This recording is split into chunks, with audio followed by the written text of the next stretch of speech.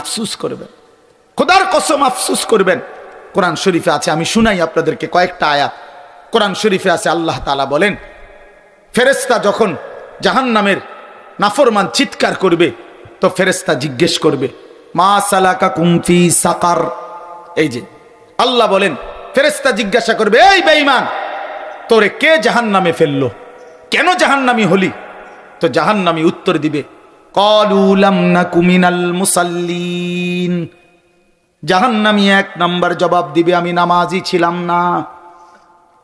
লাম নাকু মিনাল মুসাল্লিন, আমি নামাজি ছিলাম না। তাইলে সেদিন স্বীকৃতি দিবে কেন জাহান্নামী হলো, নামাজ পড়ে নাই।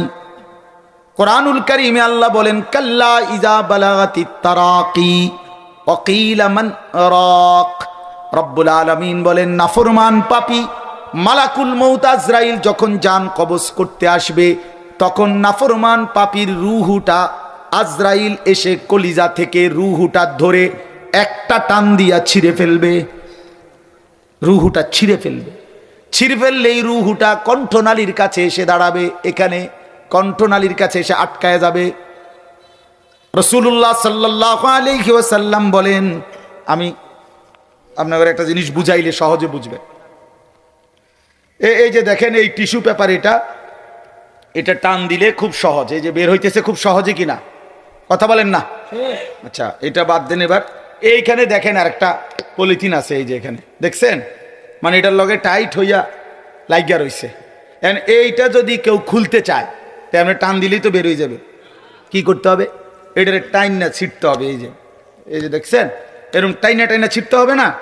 খোদার কসম নবীজি বলছে, নাফরমান পাপীর রুহু কণ্ঠনালীর মধ্যে আটকায়া থাকবে, এই রুহু বের হতে চাইবে না।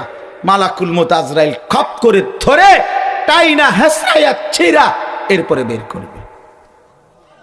আল্লাহর কসম। এখন কেন এই নির্মম মৃত্যু হলো, কেন এইভাবে তার রুহু ছিঁড়া বাইর করলো কেন? খোদার কসম আল্লাহ কোরআনে বলছে, কারণ দুইটা। এই নাফরমানের মৃত্যু এমন ভয়ানক হলো কেন? আল্লাহ নিজে বলেন, ফালা সাদ্দাকা ওয়ালা সাল্লা। এই বেঈমান আমি আল্লাহরে বিশ্বাস করে নাই, ওয়ালা সাল্লা, এবং নামাজ আদায় করে নাই।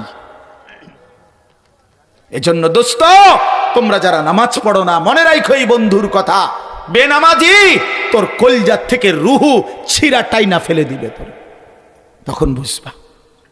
তখন বুঝবা বন্ধু। খাও, ভাত খাও, ঘুম যাও, দুনিয়া ভোগ করো, নারী দেখো, ছবি দেখো, নাচ দেখো, উলঙ্গ দৃশ্য দেখো, সারা রাত মোবাইলে জিনা ব্যভিচারের দৃশ্য দেখো,